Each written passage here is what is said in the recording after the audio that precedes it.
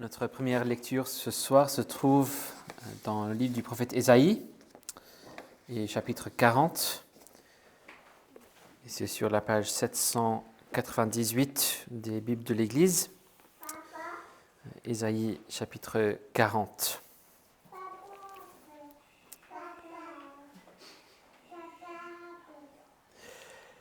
Consolez, consolez mon peuple, dit votre Dieu. Parlez au cœur de Jérusalem et criez-lui que son combat est terminé, qu'elle est graciée de sa faute, qu'elle a reçu de la main de l'Éternel au double de tous ses péchés.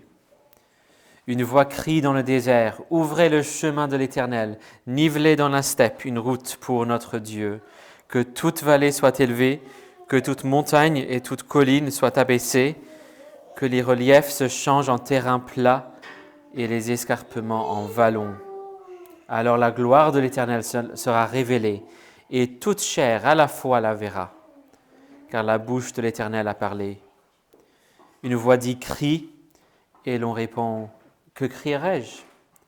Toute chair est de l'herbe, et tout son éclat comme la fleur des champs.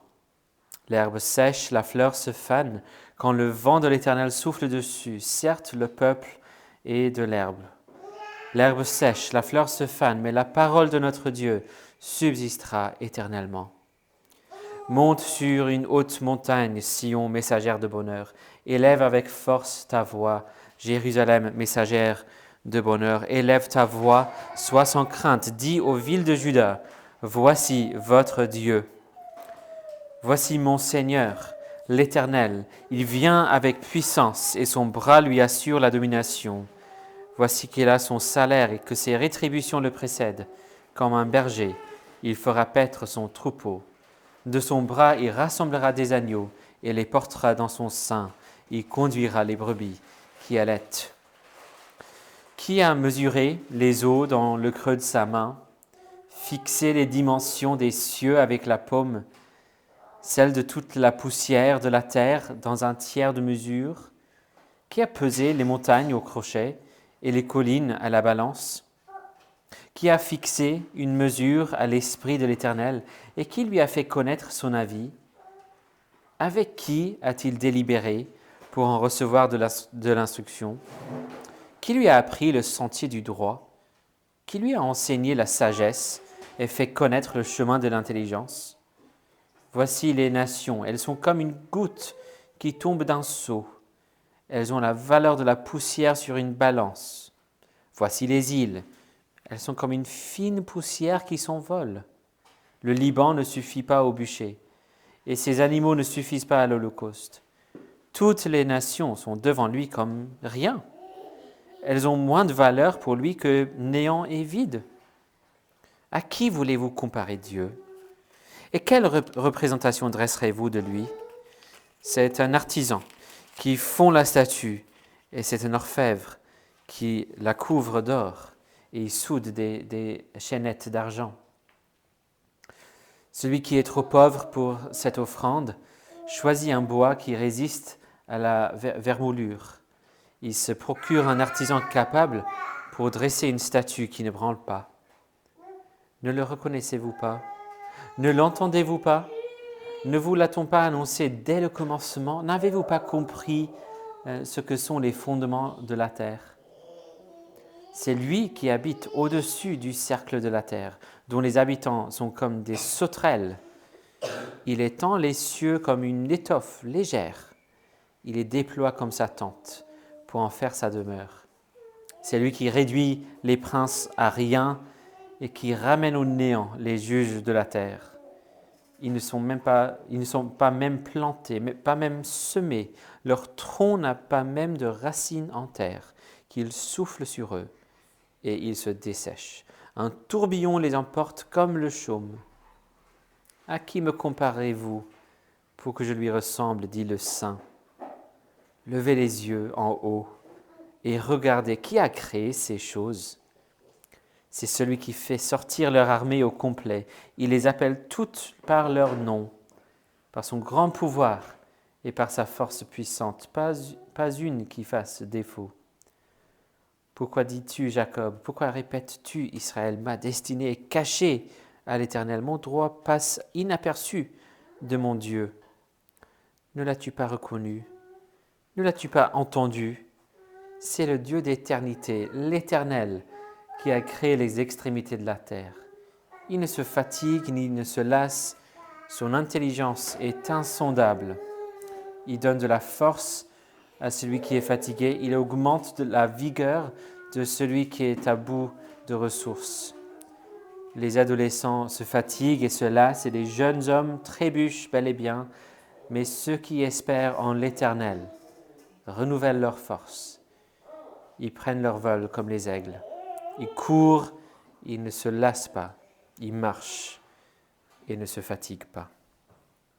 Jusqu'ici, la lecture de la parole de Dieu. Prions.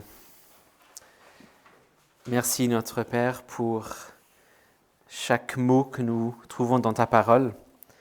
Merci pour toute la bénédiction qu'elle est pour nous. Et nous te prions que tu nous parles à nouveau ce soir. Nous te prions que tu nous enseignes ce que nous ne savons pas, que tu nous donnes ce que nous n'avons pas et surtout que tu fasses de nous ce que nous ne sommes pas. Au nom puissant de Jésus-Christ. Amen. On a une lecture courte, simple, vous le connaissez peut-être même par cœur déjà.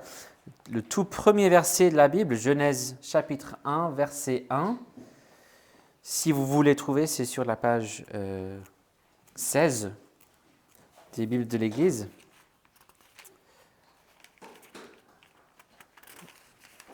Non, 15, pardon.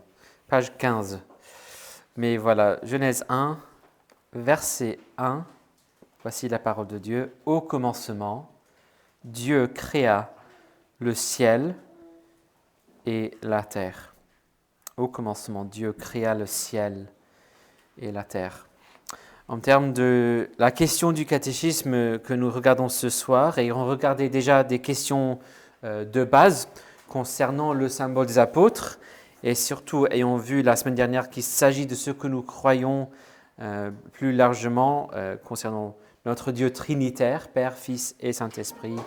Nous arrivons ce soir aux questions qui exposent phrase par phrase ce symbole des apôtres. Donc on y sera pour quelques semaines. Et ce soir, nous allons confesser ensemble ce que nous voulons dire lorsque nous disons « Je crois en Dieu le Père Tout-Puissant, Créateur du ciel et de la terre ». Et donc un verset clé pour méditer cette réalité, bien évidemment, c'est ce premier verset de la Bible. « Au commencement, Dieu créa le ciel et la terre ».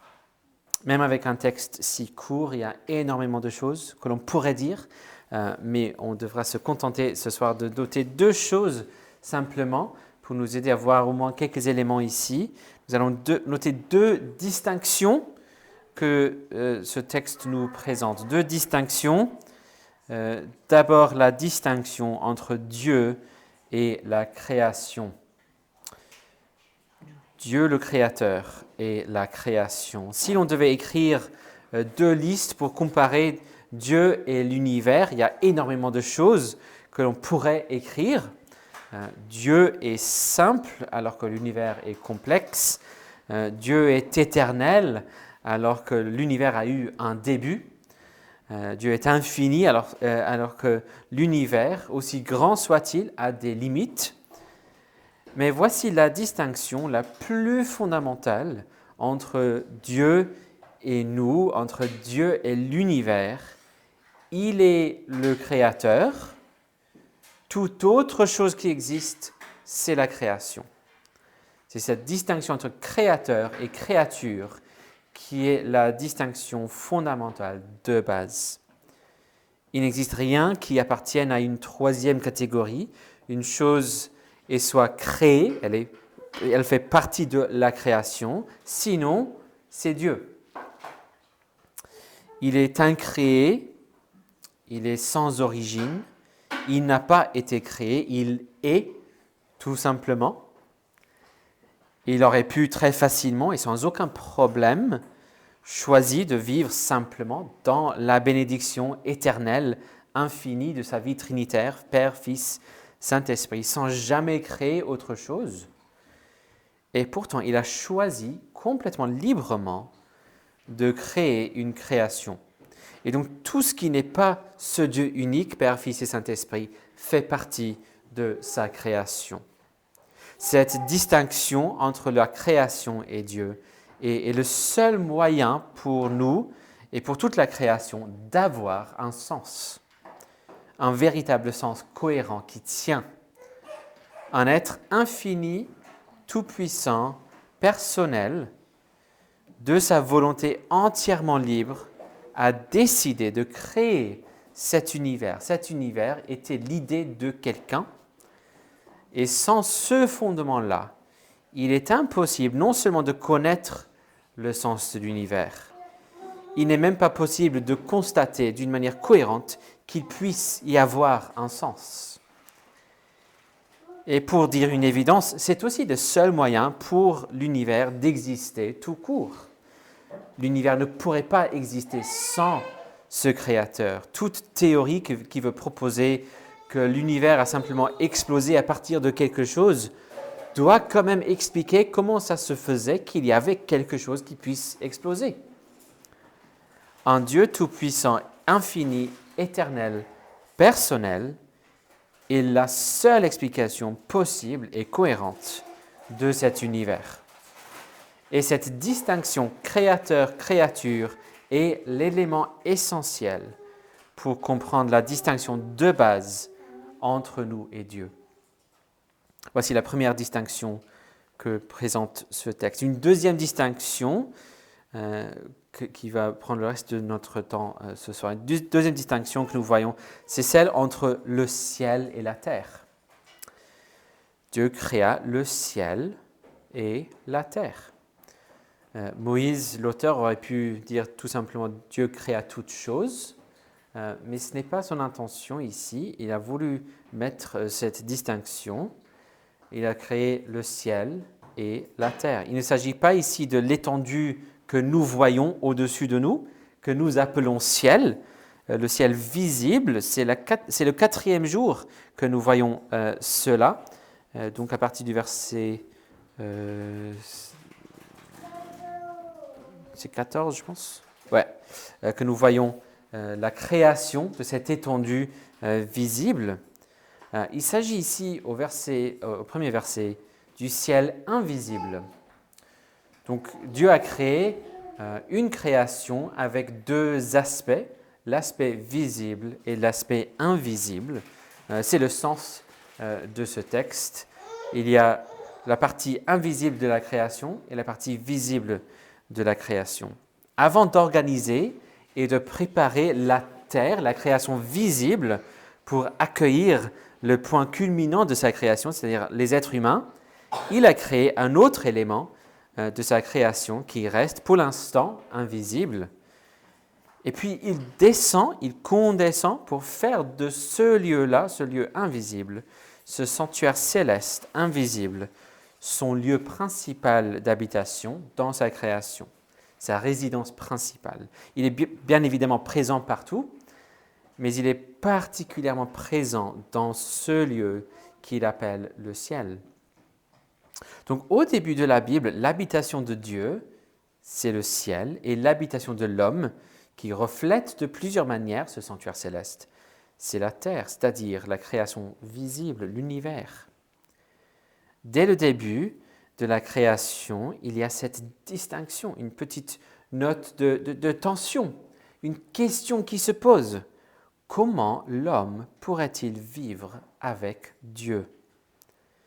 Dans un sens, toute l'histoire de la Bible, c'est l'histoire de comment ces deux lieux, le ciel invisible, résidence de Dieu, et la terre visible, résidence de l'homme, puissent être unis. Comment l'habitation de Dieu pourrait-elle être avec les hommes ? On voit plus tard que la réponse, c'est par le moyen d'une alliance. Et donc il va conclure une alliance avec Adam pour qu'il choisisse d'obéir à Dieu et ainsi il choisisse ce merveilleux privilège de la vie éternelle avec Dieu. Alors avec la chute d'Adam, son refus de faire ce qu'il fallait, pour que ces deux habitations soient unies pour toujours, l'histoire a dû être très très très longue, plus longue qu'autrement. et a nécessité un second Adam qui puisse réussir et ouvrir le voile et nous donner l'accès à ce ciel. Et puis l'annonce que l'habitation, le tabernacle de Dieu est enfin avec l'homme, c'est le point culminant de toute la Bible, à la fin. Emmanuel, Dieu avec nous, c'est l'idée vers laquelle pointe toute l'histoire de la Bible. Et c'est ce premier verset de la Bible et la création du ciel invisible ainsi que la création visible, appelée la terre, qui met les choses en place pour préparer toute cette histoire. Donc cette distinction nous présente une merveilleuse nouvelle. Parce que ça veut dire que dès le début, dès la toute première phrase de la Bible, nous voyons Dieu qui met les choses en place pour que nous puissions vivre avec lui éternellement. Dieu n'a pas commencé avec la terre visible et puis après un peu de temps, après un peu de persuasion peut-être, il a créé un ciel pour qu'il y ait possibilité de vivre avec lui. Loin de là. La création commence avec Dieu qui veut vivre en communion avec nous, qui prépare dès le début tout ce qu'il faut pour établir cette communion bénie. Donc ne doutons jamais son amour. Ne doutons pas son désir d'être avec nous. Il veut être avec nous. Ne nous laissons jamais penser, comme le monde et le diable aimeraient nous dire, nous persuader, que le Père il nous tolère, mais à peine. Et peut-être Jésus a pu le persuader de montrer un peu d'amour. Non, non, non. Cette promesse d'Emmanuel, Dieu avec nous, était son projet d'amour dès le début. Entendons donc cette merveilleuse nouvelle. Chaque fois que nous lisons ces mots, « Au commencement, Dieu créa le ciel et la terre ». Quand on lit ce verset, rendons-nous compte que Dieu prépare des choses merveilleuses dans ce verset. Au commencement, Dieu a préparé une éternité absolument incroyable pour l'humanité. Et donc confions-nous à ce Dieu d'amour pour vivre avec lui. Bien évidemment, c'est que par Jésus-Christ, le second Adam, que cela est possible. Et donc confions-nous à lui. Soyons unis avec lui pour que nous puissions également vivre cette belle réalité d'Emmanuel. L'habitation de Dieu est avec l'homme pour toute l'éternité. Amen. Prions. Merci notre Père pour le privilège de t'appartenir et de savoir que tu as voulu préparer cette habitation avec nous depuis toute l'éternité. Ton amour pour nous n'a ni commencement ni fin et nous te remercions pour le privilège de pouvoir lire cela même depuis les premiers mots de ta parole. Donne-nous de nous confier à toi, de ne jamais douter ton amour pour nous et donne-nous à nous confier à Jésus, le second Adam, pour la vie éternelle, pour toujours. Et nous prions ces choses au nom puissant de Jésus-Christ. Amen.